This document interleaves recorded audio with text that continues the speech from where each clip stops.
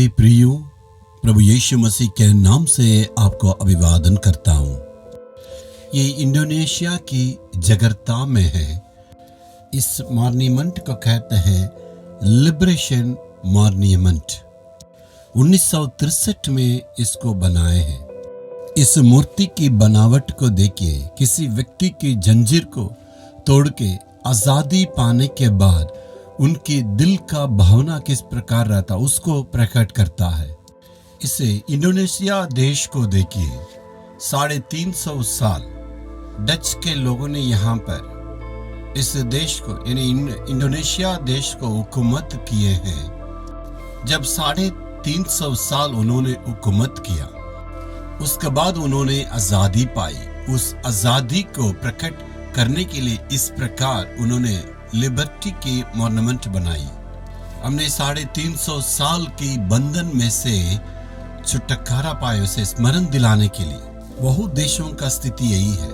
आप विश्व भर में देख सकते हैं और अमेरिका में भी मनाते हैं, हिंदुस्तान में, पाकिस्तान में, सारे देश में आजादी का दिन को स्मरण करते हैं। इस प्रकार मनुष्य के लिए या किसी देश के लिए और जैसे गुलाम रहते हैं और कुछ देश भी ऐसे गुलाम रहे, ये सारी बातों को हम जानते हैं। क्या आप कह सकते हैं आपका जीवन में आप कब आजादी पाएं? लेकिन आप तो जरूर कहेंगे हम हिंदुस्तान में हैं, हमारा हिंदुस्तान तो जरूर आजाद देश है।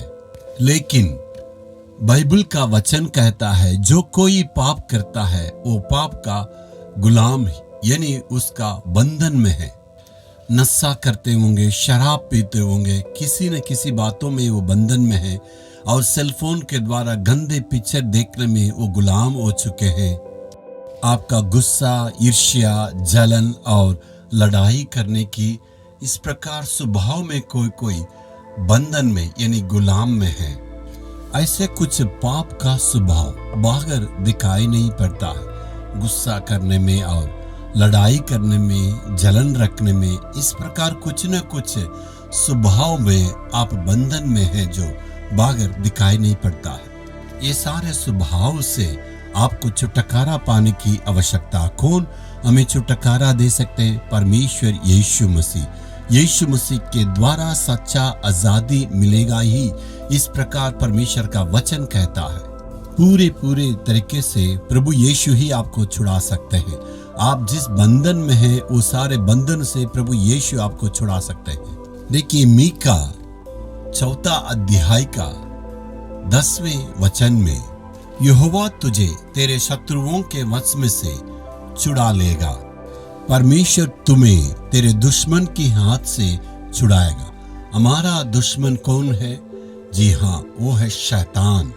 हमारा श्राप का कारण है, हमारा डर का कारण है वही शैतान। शैतान इस प्रकार हमें सारे बंधनों में लाके हमें गुलाम करना चाहता।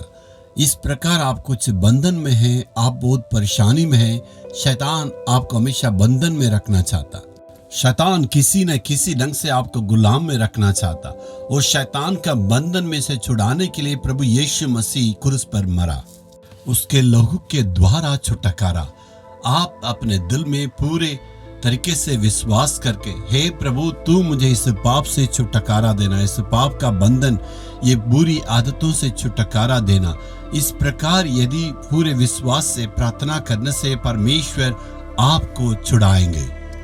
एक भाई को देखिए, वो प्रभु को तो नहीं मानते हैं लेकिन इतना भक्ति करने वाले हैं और कहीं भी किसी भी मंदिर में देखेंगे, किसी भी भगवान को देखते हैं, तुरंत मुंह के बल गिर के दंडवत करता था और नंगे पैर में जाके वो आराधना करता था, पूजा पाठ करता था। लेकिन उनका भक्ति में कोई लाभ नहीं मिला। कारण है 40 साल से वो शराब के बंधन में थे। कोई भी उनको छुड़ाने के लिए तैयार नहीं है। भक्ति से कोई भी लाभ नहीं है। आजादी की आवश्यकता है। इसे दिलाने के लिए यीशु आया। जी हाँ, उस भाई से प्रभु यीशु मसीह ने मिला। वो 40 साल का शराब का आदत से उन्हें छुड़ा लिया। उस भाई ने खुशी से कहा था, मैं इतना भक्ति किया है और पूजे पाठ तो किया था, लेकिन मैं शराब का बंधन में 40 साल तक रहा। लेकिन उसने कहा यीशु मेरे जीवन को बदल दिया। वही यीशु मसीह है। आपके लिए एक उद्धारकर्ता की आवश्यकता। आप भक्ति करते हैं लेकिन बंधन में है ना, उससे छुड़ाने के लिए, एक आजादी देने के लिए प्रभु यीशु मसीह आपके लिए तैयार है। आपको छुड़ाने के लिए यीशु मसीह मानव के रूप में आया। आज यीशु मसीह से मांगेंगे, आज प्रभु तू मुझे आजाद करना है, छुटकारा देना। यदि मांगने से जरूर देंगे। अपने हृदय पर हाथ रखेंगे, आज प्रभु से कहेंगे, प्रभु आज तू मुझे छुड़ाना है और ये सारा पाप का बंधन में से मेरे जीवन को आजाद करे। इस गुलामीपन से हमें तू छुड़ाना, तू हमें छुड़ा के आशीष देना। प्रभु यीशु के नाम से मानते हैं, आमीन आमीन।